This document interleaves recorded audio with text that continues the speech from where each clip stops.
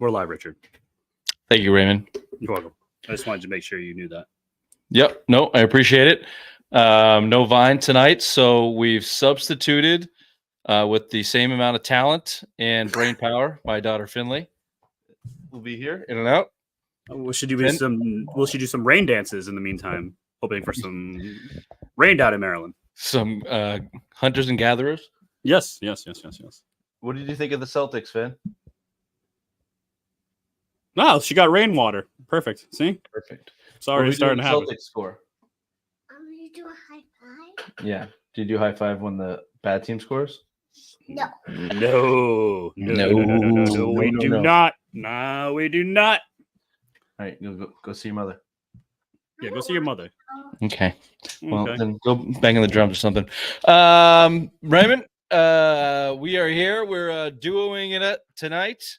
Like old time's sake, baby. Like old time's It's sake. like the old times. I didn't even bother asking Bill if he wanted to fill in. He probably has his stuff in the packing. You know, he's moving. He just bought a brand new house, so he's probably packing and doing all the stuff and family stuff. Probably t-ball practice and teaching about the birds and the bees with the kids. So he doesn't have time for us anymore. Billy, I was kidding. Don't bang on the drums. Yeah. So he's not with us tonight. You are. So that's fun. That's all good. What do you say we start the show? The Simple Mind Sports Show, Friday rewind, Thursday night, NBA Finals edition. We're gonna start with some opening takes. I understand you have one. Why don't you start us off? Thank you there, Richard. Oh, that's you, not me. Sorry. Hey, Richard. My opening take is that the Jays could be making history come Friday night, and I think they should get something that no one has ever done before, and that's co-MVPs. I think they both deserve it for finals MVPs. Jason and Jalen, without one or the other, will not be in this position, so it would be fitting for the Jays not only to hoist Boehner 18 and have the Larry O'Brien trophy, but be co-MVPs come the finals end. God, that I look. There is some history to be made if the Celtics win on Friday night. Finley, can you stop banging the drums, please? Okay. Bring on the drums! Did you touch my drum set? I know you touched my drumstick. There's some history to be made if they win Friday night, but the co-MVP thing, get out of here. I didn't know that's where you were going with your text. Well, if you went on to simplemindsports.com, I wrote a beautiful blog about it. Maybe very classic you, very very stupid Homerism. Homer and just Thank you. Everybody wins. You say you hate that lifestyle and coaching that lifestyle in your kids, that everyone wins and everyone's soft and pussification of America. You are idolizing it in co-MVPs. No, Jaylen Brown has earned the MVP. Jason Tatum has not. He had another good game. But the opening take, I'll go. Perfect transition, Celtics. The opening take is the Celtics, Jason Tatum and Jaylen Brown, have learned how to play, have learned how to win, and are showing that in the perfect example on the biggest stage in the NBA Finals and throughout these playoffs. You want to call it the easiest path? Fine. You want to say their players, the best players that they went up against got hurt? Fine. Well, where was all that talk before the NBA Finals when it was Mavs in 5 and Luka Doncic is the best player in the world, and they're stomping these guys out too? The history that will be made is no team has ever won. No team has ever swept the Eastern Conference Finals and the NBA Finals. That's the history, not the co-MVP thing. Jaylen Brown has basically sewn that up. Game 4 is just Celtics in 3. They shouldn't even play Game 4.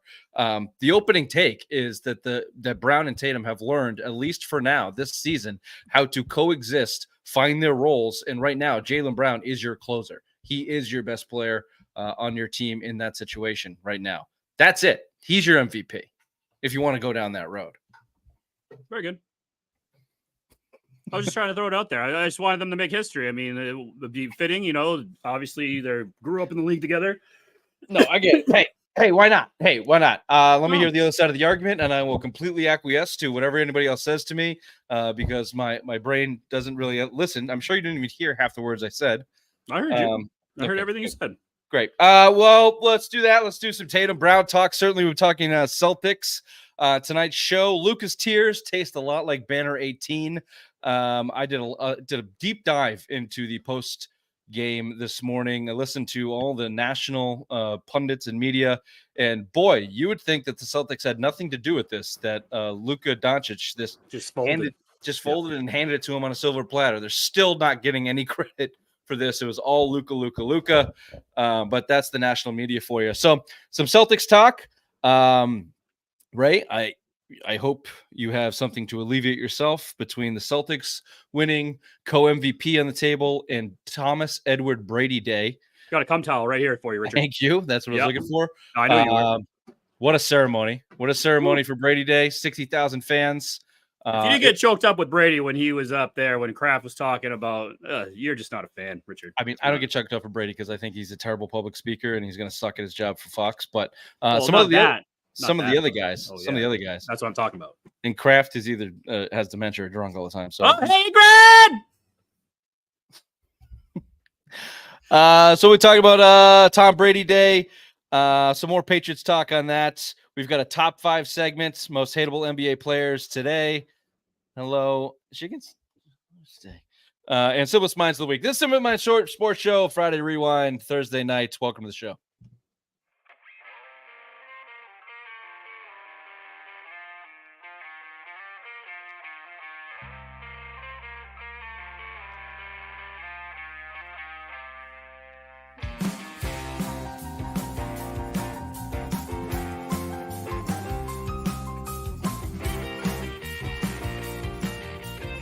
Still a 7-point game, and that's going to do it. The Boston Celtics are 1 win away from an NBA title. They hold off a furious comeback attempt and now have a 3-0 lead. And there, whistle right there. There you go. Okay, it's a family affair. Yeah, this show's falling off the rails real fast. Bobby's not here. Do you want to fill in? Do you have any thoughts of the game 3, Ingrid? Well, seeing that we missed the whole first half. Okay, yeah, constantly just needling. I think they're gonna win it in 4. Okay, we're live. Great. Do you have anything real to say or not? Very good. No, very good. Carry on. You're gonna come on, bring some heat. You gotta just like get some energy in that household. Like everyone's just all the girls are just up. Daddy, What? I want to do that. Go ahead. Not Try. to You can do it. I gotta do this. So you gotta figure it out. Parenting 101 over here. Can you hear her or no? Oh yeah. Okay. Oh yeah.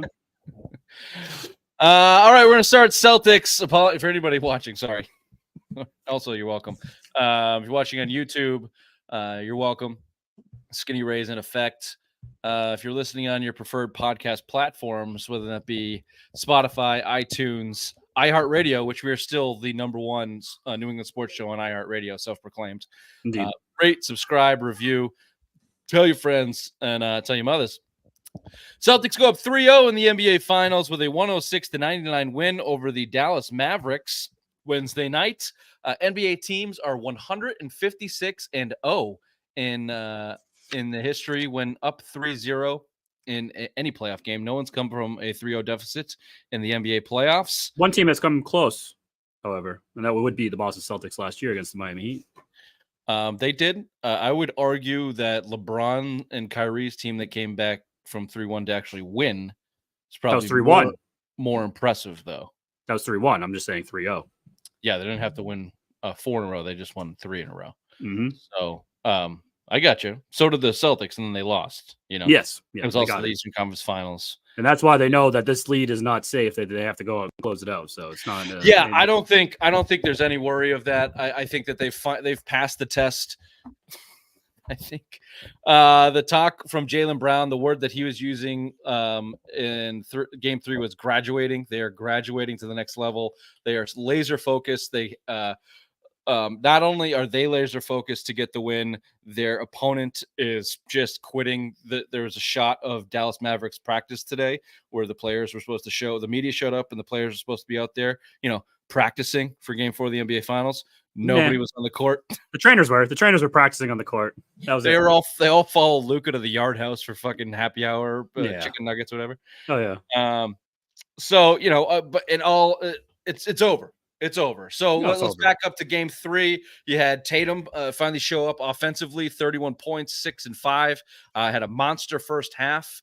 When you got you knew the Mavs, or you would think the Mavs were going to come out swinging, and they certainly did. Kyrie Irving, we'll get to him in a second. So Tatum finally shows up, gets a couple shots to fall, finishes with 31. Let's start there. Your thoughts on Tatum. Take it wherever you want. I know we've got a ton of clips. We've got a haterade clip for Tatum, right? If we do, Yes. play it after your thoughts on Tatum's night. Well, Tatum's night was this. He had to show up. He's been missing. Everyone's been talking about the national media, how he's the best player, and now he's not being the main focus point. It's been Jaylen Brown. So, Tatum had to step up, and he has been outstanding every away game. So, you knew he was going to take that step in the right direction in this game, and he just came out firing. Usually it takes Jaylen Brown. He's the guy that has to warm up and, get his points early. No, it was Jason Tatum, and it was nice to see that Jason Tatum and the rest of the Celtics were facilitating that. Yeah, they came on aggressive. Their talk after, they had this big, Brown and Tatum had this big embrace at half court after the end of that game. They know it's over. You could, Tatum was asked about it, and it was on the tip of a tongue, like, we did it.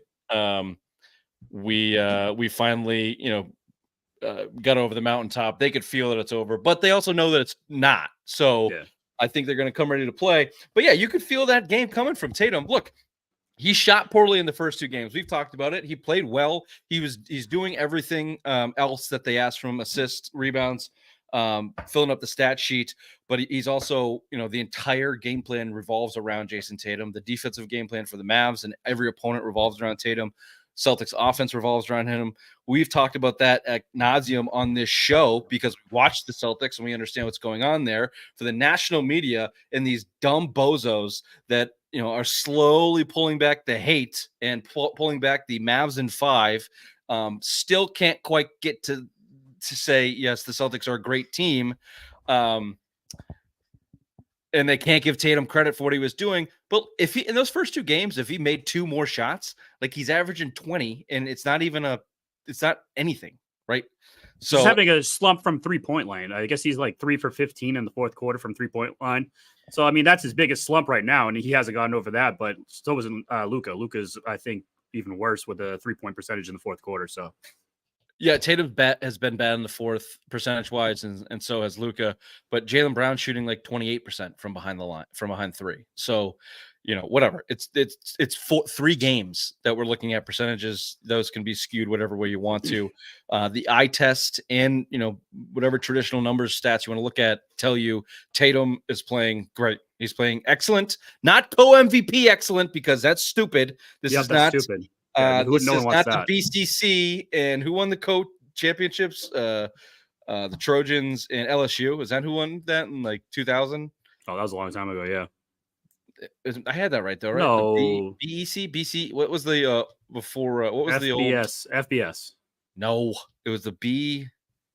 I don't know. We're not college football guys, but that co-championship title was dumb, and so is the co-MVP. It's stupid. Get your kumbaya shit out of here. We're not doing that. Let's move over to the actual MVP, Jaylen Brown. Welcome to the party, Jaylen. All you Celtics fans and all you casuals out there, welcome to the new closer of the Boston Celtics.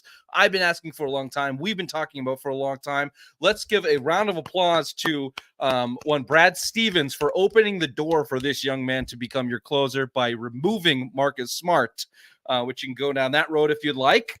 The best non-acquisition was getting rid of Smart. We could talk about Drew Holiday and Porzingis all you want, but removing Marcus Smart and putting Jaylen Brown into that leadership, heart and soul of the team allowed him to become this closer, which he is. That fadeaway he hit in the lane and that pull-up jump shot he hit in the lane in the fourth quarter. It's that sweet spot, baby, right at that foul line. He is just on point. He's automatic. He's automatic and stopping a dime, can pull up. He as cliche, knows where to go for his spot. He gets to his spot, which Tatum doesn't have a spot. That's why he's not clutch, because he's not comfortable in those situations because he doesn't know where to go. Anyway, I digress. Jaylen Brown closes it out, finishes with 38 and 8. Your thoughts on Jaylen? And I really don't have any patience for best player on the team conversation. Is Jaylen the best player? Is Jason Tatum the best player? No, because it doesn't matter. This is like the best team that I've seen in a long time. That's what you can say. That this is like the best team basketball in the NBA that you have seen. Throw out a number, I don't even know, but like the way they move that ball around the other night. 18, the Warriors, the Warriors run. Cool. Okay, say that 7 years. It's been 7 years since you've seen a team that actually plays as a team in the NBA. It's very nice to see. I mean, regular season's been one-on-one matchups all the time. They try to ISO ball. This is like, let's move the ball around, find the open man. He'll score, guaranteed. And they have trust in everyone on that roster, from 1 down to probably like 8, 9, maybe on the bench. Totally. You know, so it's very nice to see. But Jaylen Brown, he got paid. He got that $300 million payday. And usually you see all athletes like fold and just be like, oh, I got my payday. I'm just going to take a step back and ease off. I don't want to get hurt. I got my money. I got my bag now. Let's just go through the motions. He said the total opposite. He got better in the offseason. What was the biggest thing that we always said? He couldn't dribble drive with that left hand. He was always turning the ball over. Big time in the finals against Golden State this year. I have total confidence watching that man go with the ball in his hand, dribbling down the lane. He's going to score. He soft off the backboard every time. He has that sweet touch. He just has this motivation just to get that championship ring. And we thought that wouldn't happen with that payday, but he's doing it. Motivation is the key word. That dude's on an absolute mission. I'm trying to look this up live while I'm talking. I was trying to see how many turnovers he has per game this year in the playoffs. It's very, very low. The contrast between watching him play in the playoffs this year with his drives, which he's exclusively basically driving. He's not shooting. He's also not shooting well from 3.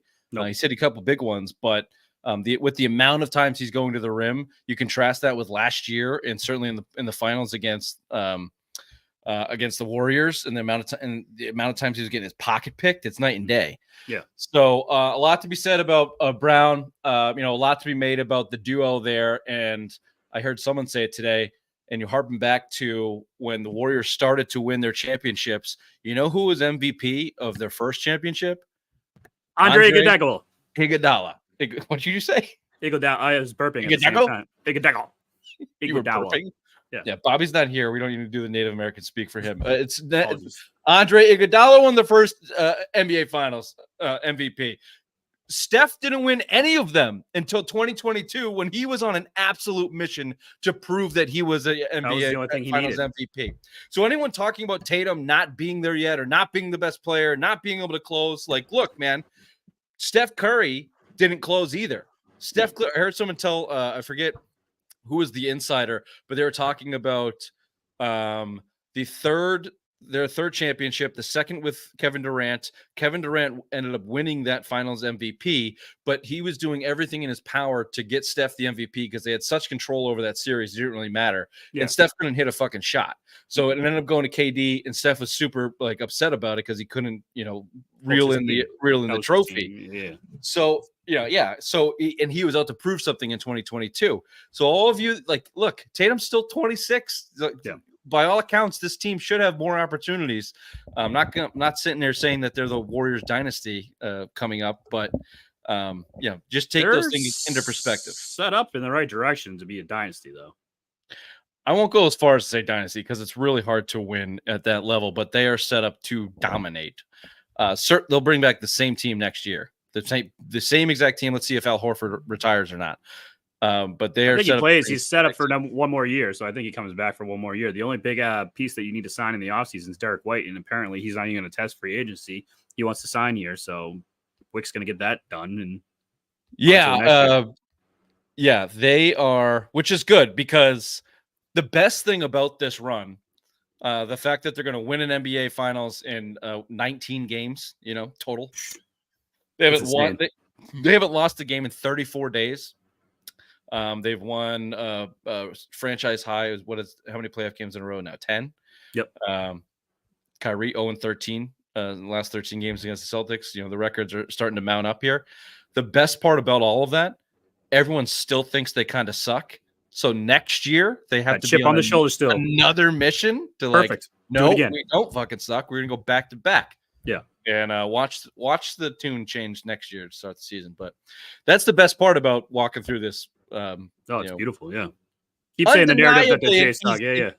Undeniably, it's an easy path. I'm not saying it was a hard path, but they dominated that. They steamrolled. So what? Maybe they lose 1 or 2 more games in the postseason. Maybe. Yeah, if Donovan Mitchell plays, I think he probably gets you one. Jimmy Butler and that Heat team is probably your scariest opponent just because of the history. Yeah. I don't think Halliburton makes a difference in that Indiana series. No, they were sweeping Indiana regardless. And I think what's your excuse for the finals right now? Yeah, so perfect transition into Luka Doncic folding into a puddle of his own fucking Eastern European tears. You dumb, fat, slovenly Bitch, Luka. What a porous display. Just embarrassing. His display. Really, you want to call it the whole series. It's just like you just look at him when they do the close-ups and his hair's all fucking frazzled and he's beat red and he's got like chins like you and me. It's like, how the fuck is this guy doing it? And he's got an ace bandage around his chest before the game with ice packs all over him. He reminds me of Ben Roethlisberger. He's the NBA equivalent of Ben Roethlisberger. Just hurt, fat, out of shape, doesn't know what he's, just how he's making it through that. But like the end Ben Roethlisberger, where he already had 2 championships under his belt. Like, Luka hasn't won. Get ready to retire. Yeah. we have way too many clips to keep moving. Do you want to do that Cowherd? Absolutely. Clip? Yeah. The absolutely. haterade clip to sum up our Celtics. Then we'll do a couple Luka clips. Absolutely. Bird, LeBron, Steph, Duncan, Michael. We need a basket. He's not consistently that guy. I know what I get with Jalen. Tatum, it depends on the matchup. It depends on his headspace. Where is he at? Is he playing with confidence? It's not a knock on him. But Boston is built to overcome his really bad three-point shooting series. This entire finals is very different from some of the finals we've seen in NBA history where it's like Steph versus LeBron, or it's, these guys, we see these big apex kind of stars, and like, it's like weird seeing a team led by a Jason Tatum who's as kind of funky and as flawed as he is as a superstar. By going to get Porzingis and Drew Holiday, he told you what he thought about Jaylen Brown and Jason Tatum. These guys aren't good enough. I need to give them just an overwhelming amount of support in order for them to accentuate their strengths, and it's worked wonderfully in this season. What a dumbass. That's like a dumb take like I would give. That was terrible. Like, yes, they recognized that they needed to shift up the DNA in that room. They did that by moving Marcus Smart. And Robert Williams. Well, look, and Malcolm Brogdon. Hold on though. You're falling into the trap. The first move was Marcus Smart and that almost didn't go. That was at the 11th hour of whatever deadline that was, and they pulled off that deal for Porzingis. And they got a couple draft picks, the second round picks with Porzingis. Remember, that's how the Drew Holiday deal got done. But that was their move. They were done. It wasn't like they had Drew Holiday in their sights to replace Marcus Smart. No, that was going to be Malcolm Brogdon. That was their team. Their move was to get rid of Marcus Smart.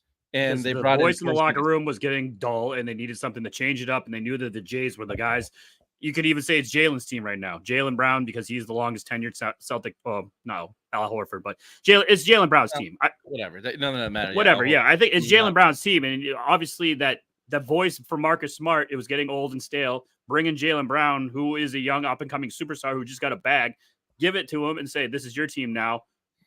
Marcus, see you the fuck later. And look what happened. And I hate the whole narrative when you go on social media and you just see everyone saying, well, you got to win one for fucking Marcus. It's ship one up to Marcus. No, you would not be in this position right now if Marcus Smart was here. Yeah. Marcus Smart was just a liability all the time on the court.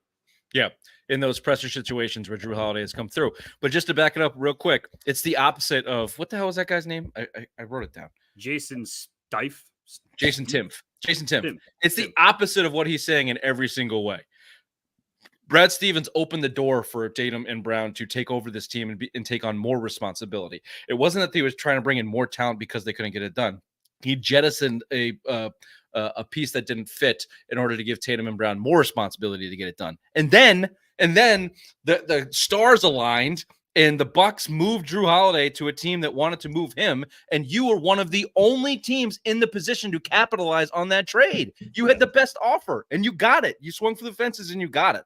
That was not a, wow, the Jays can't get it done. We got to go get Drew Holiday and Porzingis. Drew Holiday was icing on the cake It was taking advantage of a situation that came up, and give Brad Stevens all the credit in the world. But that was not a preconceived strategy, but going into the offseason to replace Marcus Smart with Drew Holiday. So this guy's ass is out, and Colin Cowherd's ass is out. It's exactly what I just talked about with Tatum.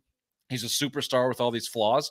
Who isn't? We're watching Luka Doncic literally puke in his socks, and some people are calling him the best player in the world. Anthony Edwards was the face of the NBA and got his ass knocked out. Swept. Yeah.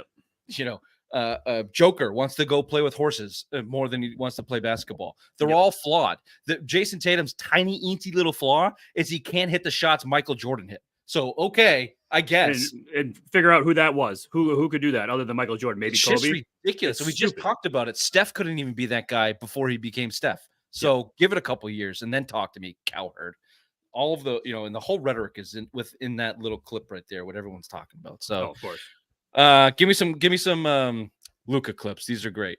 Absolutely. Which one you do? Which one you want first?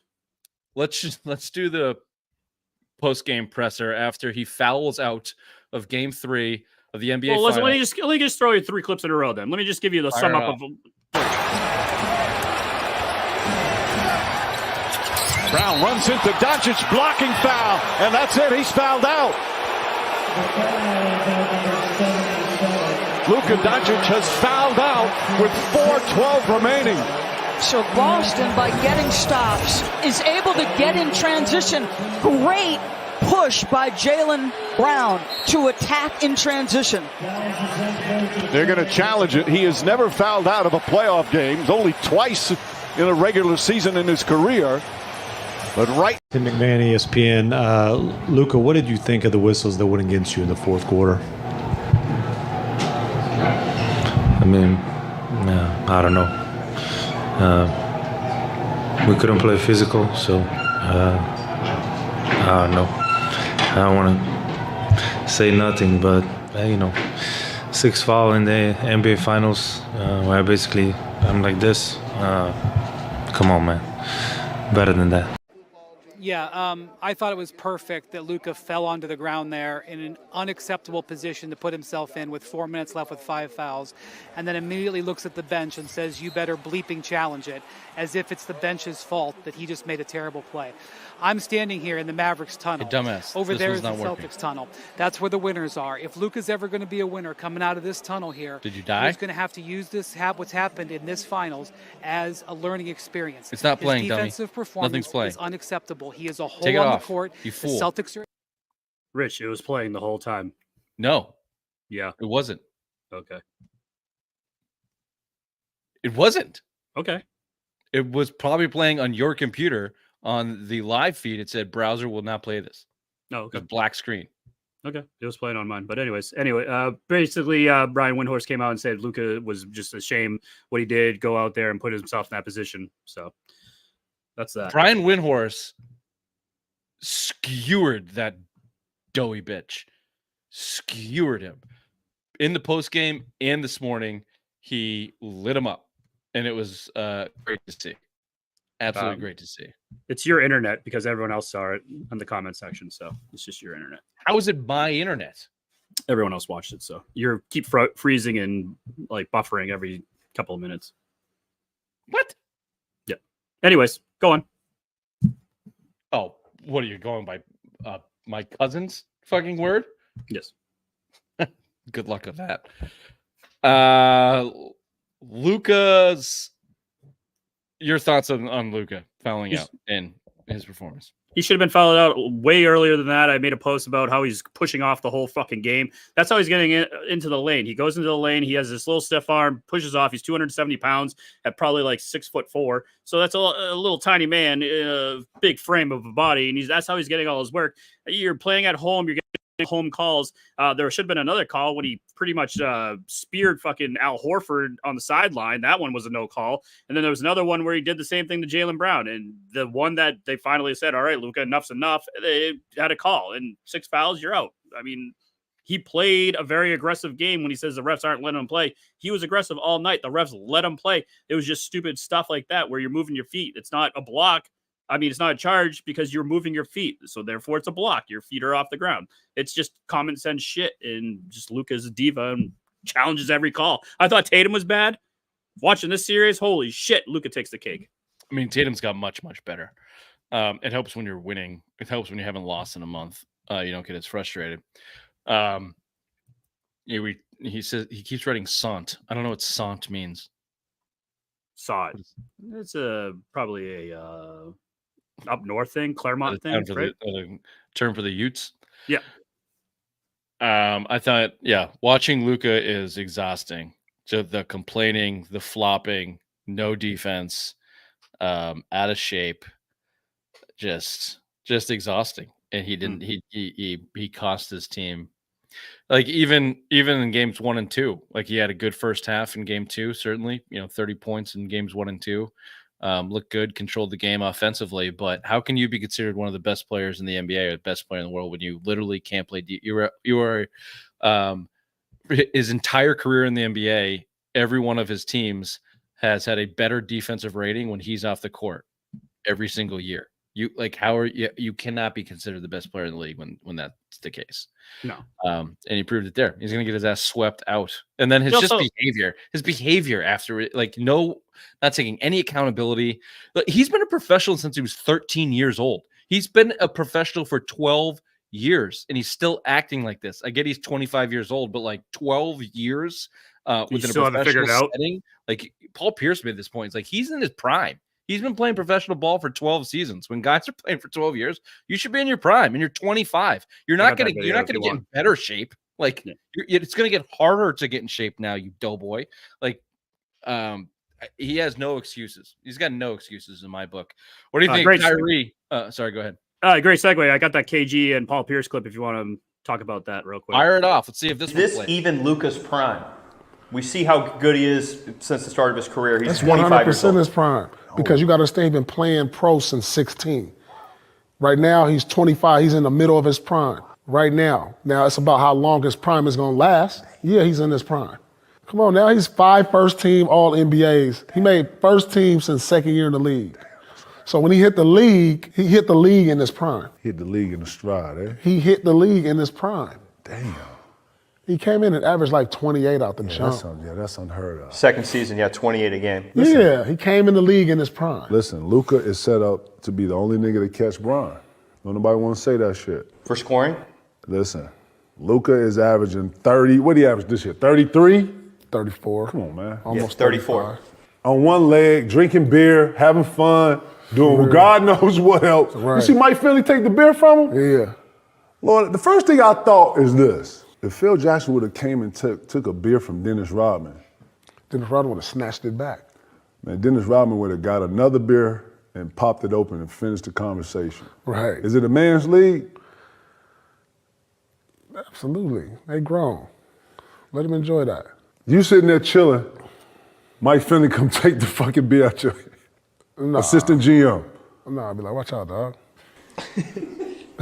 Watch out, dog. You want me to resign? Watch out, dog. No, we getting ready for the. I fucking love that. You want me to resign? Come on, dog. Come on. Chill, dog. I watched that clip 3 times. It's so funny. Luka's face in that clip is the best. Like, really? I just got caught with a beer? Fuck. Really? What am I doing wrong? Yeah. Just pokes him in the belly, jiggles for 5 minutes. That's what you're doing wrong. Play some fucking defense and I'll give you a beer. Yeah. Yeah. I thought it was funny, Kyrie, without Boston fans, although he's matured, obviously. Bullshit. Goes out and Jaylen Brown's words has a vintage Kyrie game, so they're still buddies. Which he did. He did have a vintage Kyrie game. He was very effective. He was very good offensively. It's just 3-point line, driving in with those spin moves. He's so fast too. Obviously we hate Kyrie, but you have to respect the game. When he's on point. No, fuck him. Okay, fuck him. Yeah. What do you think his problem was in games 1 and 2? Just a little cold, just a little off? Trying to fucking mouth off with the fans saying, I'll see you at game 5 and giving all the, banter back and forth. It's in his head. He just can't get out of it. He's not mature. I can't believe I'm still surprised. When I saw, I thought okay, he'll at least have the maturity to just shut his mouth, even if he doesn't play well, just just internalize it and move on. Nope. He still couldn't do it. He still had a bitch at the fans on the fucking court. He's an enigma of assholes is what an enigma the enigma of all assholes is what Kyrie is. He'll never change. The fact that he went out and had such a good game, first game back at home in front of a friendly, like what a fucking mental midget, what a douchebag, and didn't make a difference because you still lost. Still lost. Did you have a last point in Celtics when we move on? They did have a 20-point lead in the fourth quarter that they nearly blew. Did you? I'll tell you right now, I did not feel nervous. It's the first time I can say that about the Celtics blowing a lead in a very long time.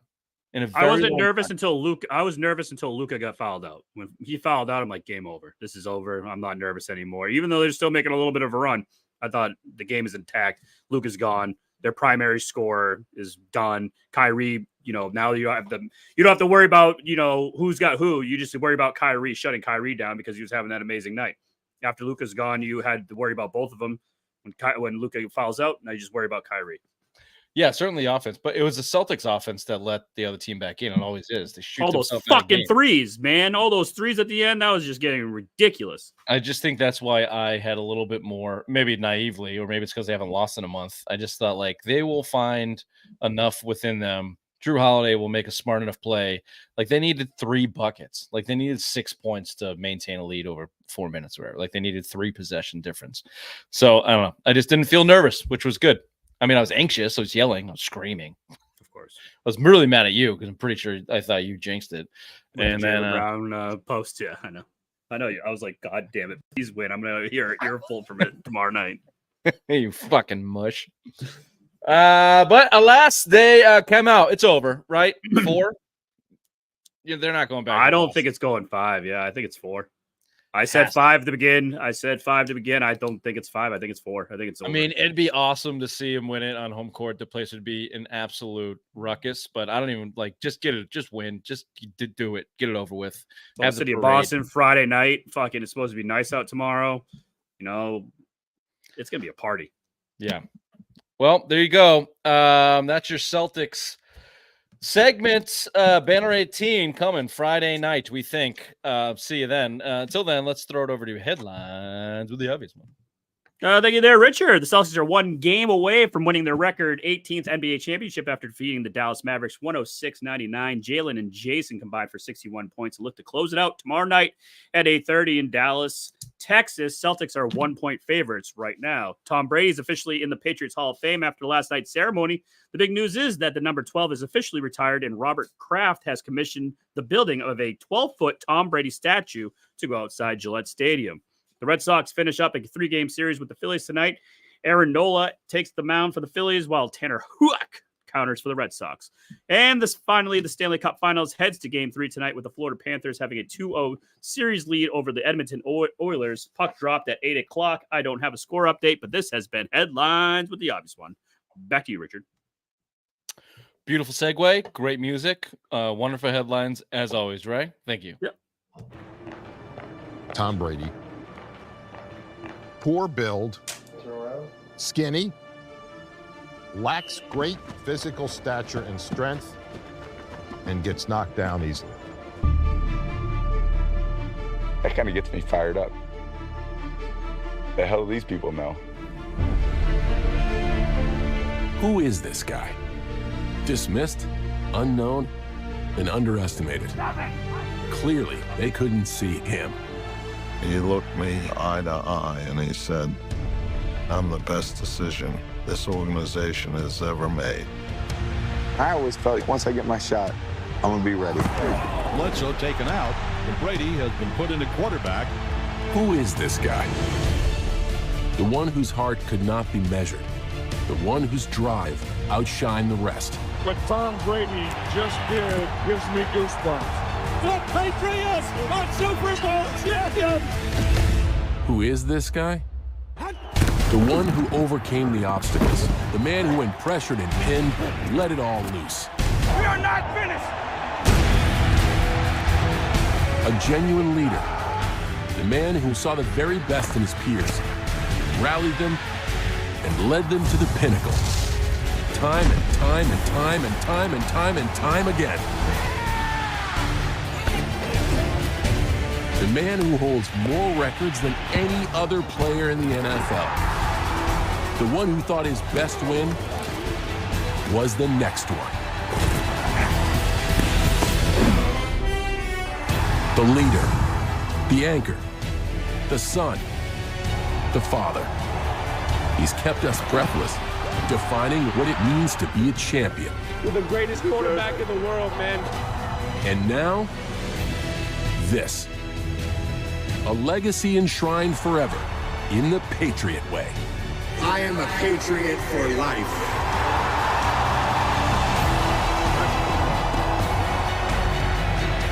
So, who is this guy? He's Tom Brady, the greatest of all time, and we love him for it.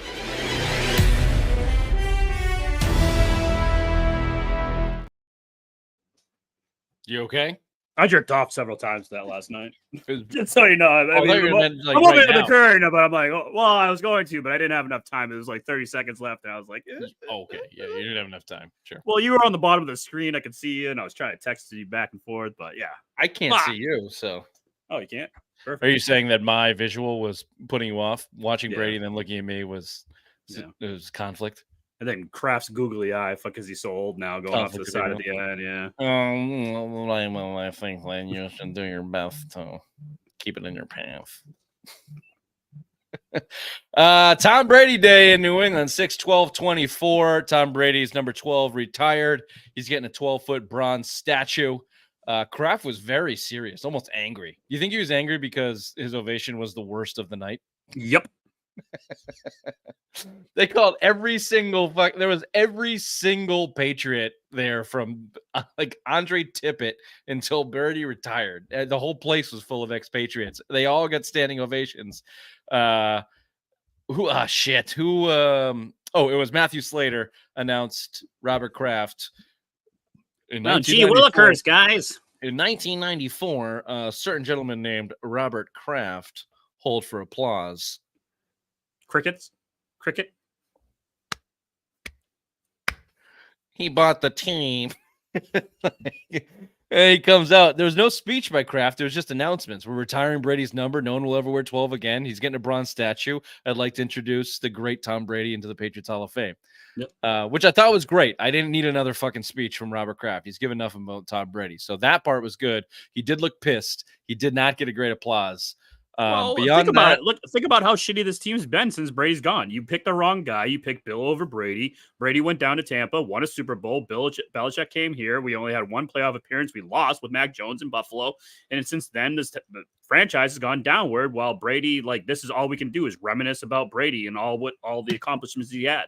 So you fucked up, Robert. He's the last man standing of the post Brady, and he's sitting on $50 million in cap space, and people are a little aggravated with Robert Kraft right now. We still don't have a number one wide receiver. We don't have a left tackle to protect. Yeah, we'll get there. Drake May's ahead of schedule if we have time. We got 15 minutes. So, your thought? Jay-Z performed it. I thought that I watched the whole thing, hour and a half ceremony thing today. Watched all of it.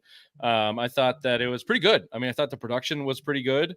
It's a fucking great production. Yeah, they brought they brought defensive guys, and they brought quarterbacks. They had a little red carpet beforehand. They had Bill Burr emceeing the whole event. Bill Burr slayed.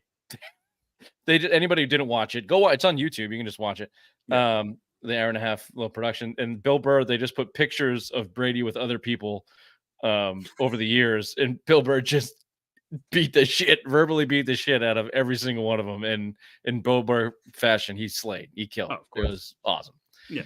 I thought he was really good. I thought everyone they brought on stage, like Drew Bledsoe, has been like a shining star through all of this. Between the roast and his interviews, and on this, he was good. He pretty much almost died in order for all this to happen. So and he lets everybody know. Doesn't get enough credit. Every time he gets the mic, he lets everybody know it. Yeah. The first real big applause was Randy Moss. Brought Randy Moss to tears, and I was like watching it, going like, he was here for 2.5 years and didn't win shit. Does everyone remember that? It demanded to be traded too. He wanted out. He got his ass kicked out of here because he turned into an asshole again. Does everybody remember that? Oh yeah. Was it just me? I remember But he that. loved it here. He loved it here. But you know who got the biggest applause of the whole night? Last but not least, Foxborough. What are we missing right now? Welcome the greatest head coach of all time, Bill Belichick. Yeah.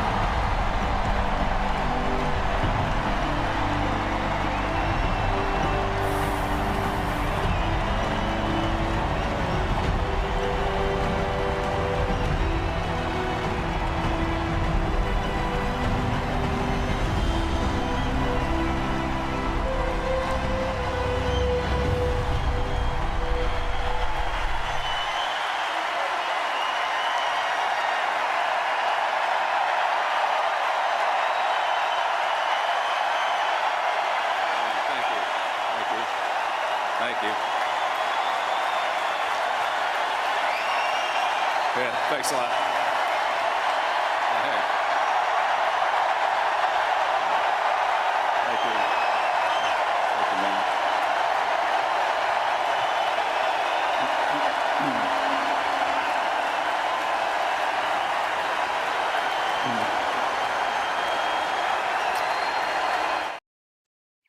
That went on. That went on for like another minute and a half. I know. I have the whole clip, and I'm like, this is taking too long. But yeah, pretty much it's standing. And he mumbles and grunts through. He tries to go. They don't let him. They don't. Do you let him know do it. who fucking probably was pissed off the most about that? One Robert Kraft. Oh fuck yeah. Yeah, of course. Yeah, of course. I mean, look, if Belichick did not get fired, he would not have got that standing applause right now. If we were walking in the season with Belichick as a head coach again, it would have been mixed boos. Probably. So You're it probably helps. right.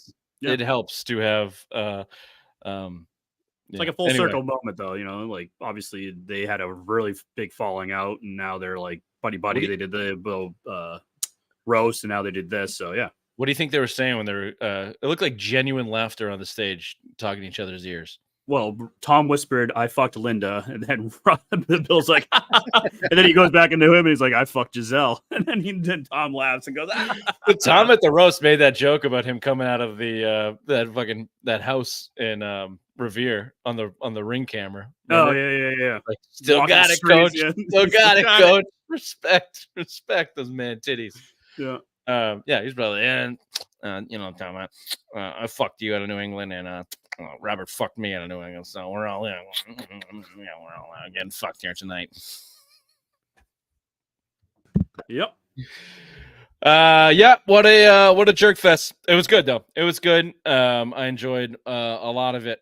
I enjoyed all of it. It was a good reminiscing of the greatest run of all time. It is pretty goddamn impressive. 60,000 people show up for a Hall of Fame induction. They usually hold that at like the restaurant at Kraft Place.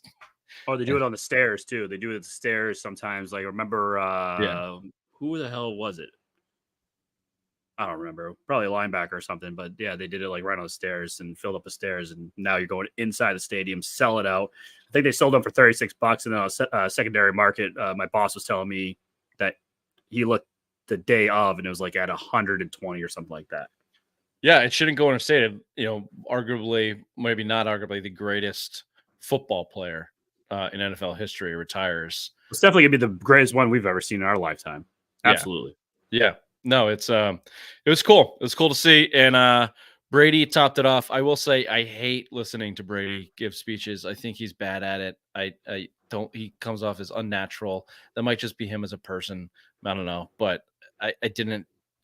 There were parts of this speech that sounded genuine, and then parts of it he forced in there. And this last piece he forced in there, but it was still cool. He got the crowd. I think we got a clip. I am Tom Brady, and I am a Patriot. Thank you. Chills. Kind of. He was emotional, though. He was a very emotional. I think the emotions are real. I just don't like. I think he probably wants to say like I'm a fucking he just wants to if you could just let it out and be like his normal voice. I just don't care for his. Well, he's got trained. It's trained. It's like he's been trained. You can definitely tell it's been trained. Yeah. So not to be negative about it, it's cool. I truly do believe I think he actually has genuine emotions toward the Patriots and believes that. And he lives in Tampa now, and all that's fine. But like, now that he's had time to reminisce. Yeah, exactly. He's like, yeah, say, holy shit, I fucking did something that probably no one will ever do again. Yeah. Yeah. I mean, he hates it in New England. Doesn't want any fucking thing to do with this part of the country. Probably hates the people and the summertime he probably likes the Cape. He's probably going over to Nantucket, but yeah, he's other on than that, private island. No, of course. Yeah. So there you go. There's Brady Day. Real quick here. We'll shift to current day Patriots. We had mandatory mini camp, and guess what, Raymond? Someone's looking good. Drake May's ahead of schedule. Drake May's ahead of schedule. Per Tommy Kern here. Quote, it's a noticeable difference. Tommy Curran said of May during his appearance on Jones and Mego, one of the worst shows on the radio, if I could just my God. I would like to stab myself in the ear with this pen every time I fucking listen to that show. Yeah, Tom, if you want to have a good time, come on our show. I don't know what those dopes are doing over there. You can see there's a less deliberateness. I didn't see hitches. I saw a mechanicalness to him in the first couple practices, and that's something Alex Van Pelt said. Quote, yeah, it's going to be mechanical until it's muscle memory. I wouldn't say that it's gone away because it seems like it's very involved depending upon run/pass, where your feet are going to go, how the stride length is, how many you take, direction, all that. But it's improved. So kudos to him for that. They're obviously talking about the footwork. That was the biggest bugaboo for one Drake May. That was the biggest red flag coming out. He didn't have a good quarterback pocket presence. Yeah, I think this is Tom. It goes on to say, the ball comes out more smoothly. I think the place that you're going to see his brain pour out his ears will be in minicamp, in training camp, especially minicamp and training camp. Just not seeing what was about to happen before it happens. That's something that didn't happen with Mac Jones. He just saw it. So he's saying Drake May's computer in his head is not as fast as Mac Jones. And the other reports I heard probably reflect that too, that in 7-on-7, he looks real good, dynamite, best passer, best pure passer out there, including Big Black Hoyer, Jacoby Brissett. And then when you put a little defense on there, you put a little 11-11 pressure, even without pads, he gets a little skittish. He looks like Mac Jones. How dare you? I've got some more here. We're a little bit late. Actually, we're a lot of it late. So maybe we'll save it for next week because the Celtics are going to win and we're not going to have shit to talk about. So for a whole summer. A whole summer because baseball's dead and John Henry. Well, maybe we'll do a little John Henry talk, those little tease, and that's what they call the tease in the biz, right? That is a tease. And we got our fun segment coming up. We got a top 5 segment, most hateable NBA players per Dr. Big Mac, bottom of the totem pole of dumb, coming up right after this quick break.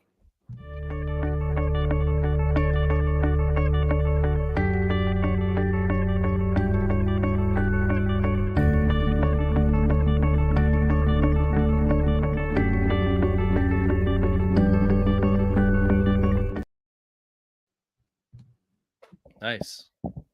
Those nice little production value that we added to this. Nice job, Richard. Thanks. Was that you on the keyboards? Yeah. Now, this is your top 5. Our top 5. This is going to be a roundtable discussion. I want a Simple Minds Sports Show top 5 most hated NBA players of the 2023-2024 season. Do you think we'd sit at a small round? If you and I go out, it's just you and I tonight, so there's no third. So I envision this as a round table. You think it would have to be a small round table? I'm thinking in the corner of a dimly lit. Think of the Strange Brew. Sure, that's a little bit scummier than I was thinking. Ooh, but okay. Certainly not white table, but a little like a fancy. You want Well, just like a nice historic pub that's got some like a Wild Rover. Remember there you Wild go. Rover? Yeah, a little bit. There's some ambiance and the odors. You know, there's a rustic odor going on. Hops in the air, and just drunken fellows everywhere, beer on the floor. Drinking beer out of glasses, not out of cans. That kind of place. Correct. And this is a discussion we're having over a very small round table across from each other. Yeah, very small. Like we can probably touch each other's elbows. Yeah. If we get close, and the mood strikes, we're docking. Of course. Yes, right. So we're gonna go top 5 NBA players. Do you have any special notes or anything that we have to follow for this instructions? No, we're just gonna talk about it. We're gonna give you start mine. number 5. No. Let me just give you mine real quick because it's very easy. It goes Kyrie, number 5, James Harden. So you got this guy right there. Yeah. But let's be serious about it. All right. Obviously, Kyrie's going to be up there. The whole reason why I came up with this topic is because Luka. Luka's been pissing me off this whole series. He's the darling. Everyone wanted to see him win. I think in this region, we are a Boston show. He is insufferable. He is a cunt. I don't like this guy. He is just gunning on my last nerve. And I even said it to you in a text exchange. I think he's moving up the line. He's been pretty fucking close to Kyrie because, yeah, Kyrie's antics are like off the court and what he says, no one's really watching. But Luka, you can see it front right there, right on the big screen. You can see what Luka's doing, and it's just suffering. And he's just becoming a cunt right before our very eyes. Yeah, on court, he's pretty miserable to watch. And, right in front of us, NBA Finals, everything's heightened. So sure, he's not going to make my top 5. I think there are worse players than that because look, it's insufferable to watch. It's the NBA Finals. Everything's heightened, but at the core, don't you just kind of respect him a little bit? Like he just fucking drinks beer, fucks off, and he's one of the best basketball players in the world. Like you kind of hate him. I'm talking about the NBA though. I'm talking about like during the on the court. We're talking on the court. Yeah, but regular season, you're like, oh shit, Luka went for triple double again with 35 points, and he looks like me. Like it's kind of like, all right, I kind of respect that a little bit. Cool. If he didn't make the NBA Finals and he wasn't against our team, I don't know if I would hate him as much. I think he's just annoying to watch because he's such a bitch. Yeah, he's more annoying than hateable. Okay. But you can hate him all you want. I'm just throwing them out there. I'm just throwing players out there. Also, okay, let me give you mine. Bottom of the list. If we're going to start at the bottom and work our way up, I'm going to give you this player. This is another kind of a recency bias playoff player, but also has some history with the Celtics. Bam Adebayo, and really that whole Heat culture-y. If you want to throw Tyler Hero in there, not so much Jimmy Butler because I would throw Tyler Hero up there more than Bam Adebayo. Yeah, but Tyler Hero is a pussy. Bam Adebayo. And the guy next to him is Kyle Lowry. And I hated Kyle Lowry with the Raptors too. He's probably a guy that I'd like on my team because he's that cunty in that way. That's how I feel about Bam. Like, we hate him, but if he was on the Celtics, I'd fucking love this guy. Neither of these guys, but my knowledge, have anything off the court. So that's why they're lower on the list. They're more hateable competitors. Yeah. You hate playing against them because they're on the edge of dirty. And they're good competitors. They're guys that you'd like on your team, but you hate. Yeah, I get you. Do you got anybody else in that category before we move forward? I have a surprise one, but I'm going to save it to the end because okay, I already know your list. Rattle off I like your list. I played off of that, and there's one that I'm going to throw out there, and we're just going to go with it at the end. Okay, here's one. I'm going to skip this one. I'm going to go to Anthony Davis. I hate Anthony Davis. I think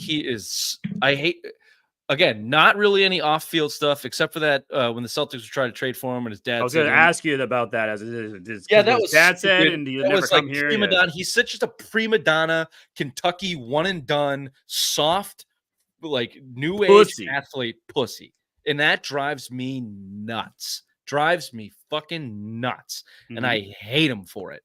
So I don't like Anthony Davis. Jump in whenever you want. I'm going to keep rolling through my list. Rolling. I like your list. I can see your list. I like it. So I'm going to great. Let me go now to Joel Embiid. Wow. I thought that's the one you're going to say for a little bit, but okay. No. I don't hate Joel Embiid as much as I hate these other guys on my list.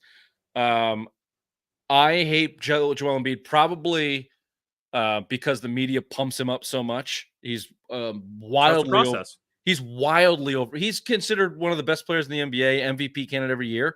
I ask you why? He's never made it out of the second round. He cannot stay healthy. He's a 7-foot 3-point shooter. Like, you want to be an MVP of the league? You're 7 feet, almost 300 pounds. You should be dunking every play in this NBA. There's nobody that can guard him on the post. With everyone's talking shit about Kristaps Porzingis, how he's made out of glass and can never finish a regular season, or he always gets hurt in the postseason, may I give you Joel Embiid?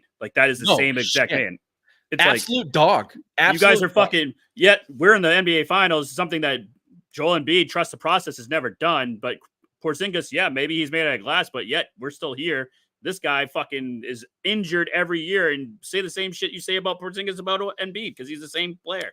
Yeah, so that drives me nuts. Want me to snap a little bit on this though? Okay. Talk to me in 2 or 3 years. This guy will be the perfect Celtics candidate. whenever his contract is up next, You've been he saying will that be- in our text exchange a lot. You'd be like, Tatum wait. and Brown will have been established themselves. They will be champions. This guy will be hunting for a championship. He'll need to be a third or second tiered player at that point. He clearly can't lead a team. He will be, and then, Porzingis will phase himself out. Horford will age himself out. They'll need a big. He'll take a lesser contract. He will be a perfect target for the Celtics. Because I do think he wants to win. I do think he has a little bit of drive there. Just not enough to get over the hump. And he's not as talented as people think he is. He's 7 feet tall, 300 pounds. Go fucking dunk the ball. I'll give you the next one on my list. Fairly easy one. Everyone should kind of get on board at some level for this. LeBron James. Insufferable narcissist. Hard to like that kind of guy. You have to respect him as a basketball player. I always have. I've always said that, except for the flopping. It's unbelievable that he brought that to the league. He's brought a lot of bad habits to the league that are phasing out now that he is phasing out. But his narcissism is at a level All-time high now. He should be president of the United States narcissism levels. Oh, fuck yeah. That one's an easy one. I'll give you Draymond Green. That's a very easy one as well. Draymond Green. God, do I hate him. And even if he was on our team, I think I would still be like, man, just fucking stop doing this shit. Like, he always finds himself getting suspended nowadays. It's just like he can't fucking do the right thing. And even he had Steph Curry saying, come on, man, you got to get your head straight. They even told him go to get some therapy. Still can't get his head straight. Came back the first game, and then he kicked some guy right in the dick. It's like, dude, just fucking play the game. Like, you're a dirty player. Just, you got to stop doing it. I think Golden State's getting tired of him. They are, and he's gotten worse is the problem. Oh, like, if he just wanted to be kind of Dennis Rodman-y and shitty on the court, but then he started his podcast and started spouting off. Again, no accountability, just a delusional asshole, and on and off the court. Draymond Green, very high up there. I'll keep going. Next one for me, Ben Simmons. Anybody who doesn't hate Ben Simmons as an NBA player is an asshole. This guy is a thief. This guy is a felony. He's stolen thief. from 2 franchises now. $30 million this guy is stolen from franchises. He is just like, who do we call Anthony Davis? We called the prima donna bitch. Yeah. This Simmons guy is the statue should be built about him about that. You know, yeah. He might have mental problems. He might honestly be mentally unstable. He's claimed that he is. He got paid $19 million from the 76ers because he claimed he was mentally. He's just on the bench now for the Nets and doesn't play because he just imagine having that fucking gall to get basically a doctor's note that says in the peak of mental health awareness, and say, I'm not mentally well enough to go compete on the court because I think my back hurts and my shot's so fucked up it's going to drive me into suicide. And people boo me and shit. All the fucking say that for oh my and God. Then say still pay me my contract. Yeah, and yeah, the only reason he did it is to get to $19 million because they sued him to get their money back. What a fucking asshole, Ben Simmons. What an asshole. Yeah. Last one on my list before Kyrie, who takes up my first 4 spots. And it takes a special asshole to take up my 5th spot because Kyrie should take up all 5 for me. Yep. But this guy sneaks in, James Harden. Yeah. But the only thing I respect about James Harden, yes, he's an asshole and all that, but the strip club love that man has, that's the one thing that gets to my heart for James Harden. That I might have to cross him off my list. I don't think he's going to make my top 5. Just you have a very kindred spirit in your love for strippers there. I love strip clubs. He, his history is apparent. Everyone knows it. But torpedoes his way out of OKC, torpedoes his way out of Houston, torpedoes his way out of Jersey, torpedoes his way out of the 76ers, goes to the Clippers. They fail. He's the greatest loser of all time, maybe in North American professional sports. What I mean by that is the most talent to never win shit. Never made a finals. Has he made a conference finals? Mm-hmm. Against the Warriors? Yeah, the Rockets, yeah. The one that they choked away? Was that the 26 missed threes in a row? Yes. In game 6 against the Warriors? Yes. Okay, so he's made a conference finals and historically shit his pants to lose it. Yes, he did. The greatest loser in North American sports history. James Harden. And that's hateable. That's hateable to me to waste that talent and be such an asshole about it. We'll have to do that later on in the summertime too. That would be a fun fucking deep dive to go down and see who The greatest loser in North American history. Yeah. Yeah, you got like Barkley and Ewing. There's a lot of NBA guys. Anybody that went up against MJ. Yeah. Unfortunately, on that list. So right now we have 6, so we have to eliminate 1. So basically Kyrie, James You have Harden. nothing else to add? You said you had a surprise guest. Mine was going to be Marcus Smart, but the way you just belittled all these people, I had Marcus Smart. I didn't want you to yell at me because you were just like on fire right now. I had him. I'm like, I don't want to throw out Marcus Smart. But Marcus Smart, I think it should be an honorable mention just because we are a Boston show. Fuck Marcus Smart and all this shit. He's the longest tenured Celtic. Oh, give him respect. Send him a ring. Fuck Marcus Smart. He's a douchebag. You guys thought he was great. He averaged 10 points. 10 points. You got fucking Kristaps Porzingis coming out there scoring 20 in the fucking Game 1 NBA Finals. Without Porzingis, you would not be in the finals. If Marcus Smart was here, you would not be in the finals right now. Marcus Smart is a fucking douchebag, and I'm glad he's gone. Too strong. He's not a douchebag. He's fine. He's a good Celtic. He just overstayed his welcome. See, I know. See, I went too far. I'm sorry. It's okay. And No, Celtics definitely would be in the NBA Finals without Kristaps Porzingis. He played 2 games in this run. But if Marcus Smart was here, we would not be. So that's what I'm saying. If we didn't make that trade, I don't think we would make it. Yeah, we already talked about it. Addition by subtraction. Marcus Smart gone. Jaylen Brown, leadership, yada, yada, yada. But make no mistake about it. With or without Kristaps Porzingis, this team's going to the NBA Finals this year. I just said it because you have to have. I get it. I get it. I like that he honorable mention Marcus Smart, top 5. Okay. All right. Who do you want to drop off? I mean, I think Bam is an easy one to drop off. I think Kyle Lowry, Kyle Lowry, Bam's an easy one, and I'd even cross off Anthony Davis because Ben Simmons is there. So Kyrie, James Harden, Ben Simmons, Draymond Green, and then it's between LeBron James and Joel Embiid. Yeah, I think LeBron James wins that because of his tenure. Very good. So who do you want to put at number 5 out of those? LeBron. So LeBron James here at number 5 for the LeBron James at number 5. Oh, we're doing a roll call? Yeah, I want to go a roll call. Oh, and you have no music?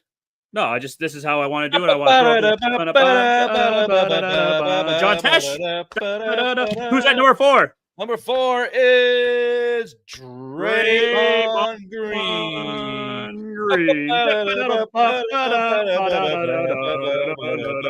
You're an asshole. Number 3 is Ben Simmons.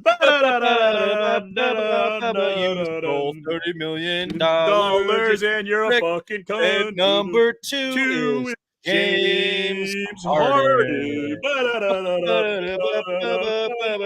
Biggest loser in sports fucking history. And number 1 is the biggest cunt of them all, Kyrie Irving. Fuck you, Kyrie. Fuck you. Fuck you. Simplest minds of the week right after this. Oh, back to school to prove to Dad that I'm not a fool. But I will say, I don't know if you can tell by looking at me, I do have family members with Down syndrome. It almost got me. I dodged it, but it nicked me. Bit of a day walker myself. Are you stupid or something? I'm as stupid as stupid does. All right, stupid is and stupid does. Simplest minds of the week. Number 1, we're gonna go seamless transition here from most hateable to simplest minds. Mr. Draymond Green. Draymond Green says that the NBA does not set up NBA players to retire with wealth. Okay. Draymond Green made $177 million so far. Now, he said it was because taxes, which everyone pays, but also the fine system is basically trying to keep NBA players poor. Did Draymond Green, did he accrue a larger than usual amount of fines over the course of his career? He did. I looked it up, PFT, just because I was curious, and he has been fined over $2 million, but some of the fines, let's just throw them out there. Conduct detrimental to the team. That was when he knocked out Jordan Poole. Mm-hmm. That feels like That was on you, Draymond Green. You could have easily avoided that fine by not punching your teammate in the face. How about this one, stepping on the chest of Domantas Sabonis during the Warriors-Kings game? Mm-hmm. Also very avoidable. For escalating on-court altercation during Minnesota-Golden State game, that was when he choked Rudy Gobert. Kind of on you, Draymond. And then the last one for striking Yusuf Kirkic in the face during the Golden State Suns game where he just punched him. There you go. You get the picture. Thanks, Big Cat. Yusuf Nurkic. I fucked it up too. Damn it. Draymond Green. Karma, bitch. Draymond Green believes the NBA is not allowing players to game. I mean, come on, man. Like, behind baseball, it's the top moneymaker in North America sports. Like $177 million this guy made for being a fourth wheel on a championship team. You fucking kidding me? And he wants to bitch about the fines for being the biggest asshole in the league since Dennis Rodman. Stop being an asshole. Quit breaking the law, asshole. How delusional and narcissistic do you have to be to truly believe that? And I honestly, if you listen to any bit of his podcast, he honestly believes what he's saying, I think, unless he's really, really a great troll. Maybe he is. No, I think he believes every word that it comes out of that mouth. And not that we get into politics on the show, but I bet you that comment was based out of some type of fucking racial you think so? Motivation. I'm willing to bet. A little bit. I would guess. You're an idiot, Draymond. Everyone hates you. All right, the second clip we're gonna move into a little bit more. I don't know what the fuck this is. This is fantastic. We're calling this guy the Milkman.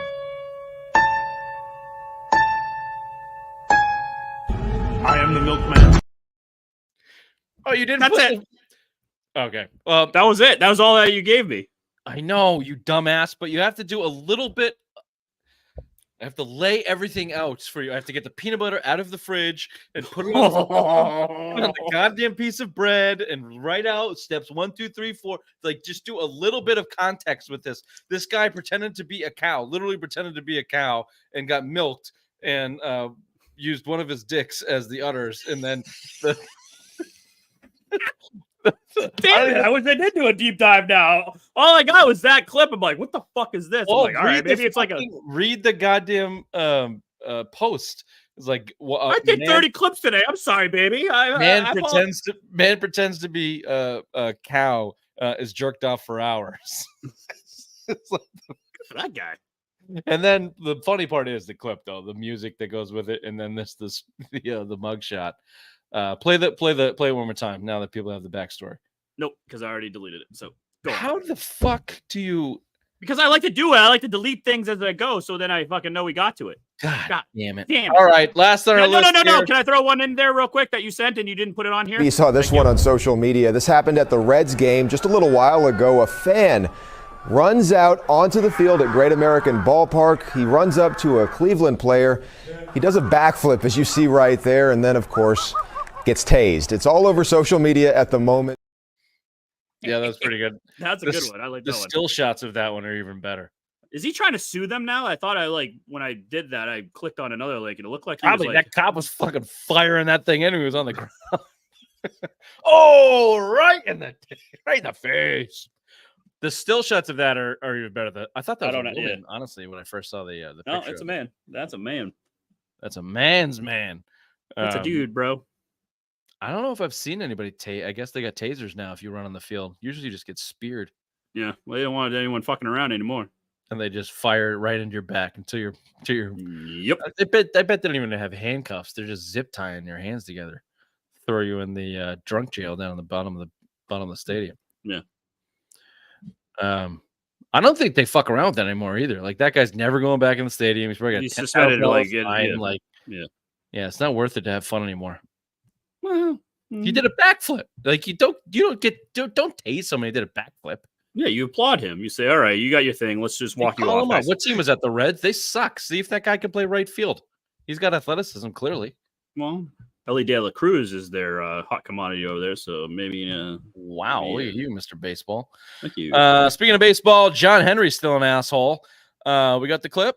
Nope, because there is no clip because no one has this fucking clip. It was a podcast or something, and you have to pay a third, like a firewall to get through it. I wasn't paying shit, so no, I do not have it. Okay, here's the gist of it. Most people probably heard it anyway. John Henry, this was with a British tab. Oh, yeah, it was the Financial Times in London.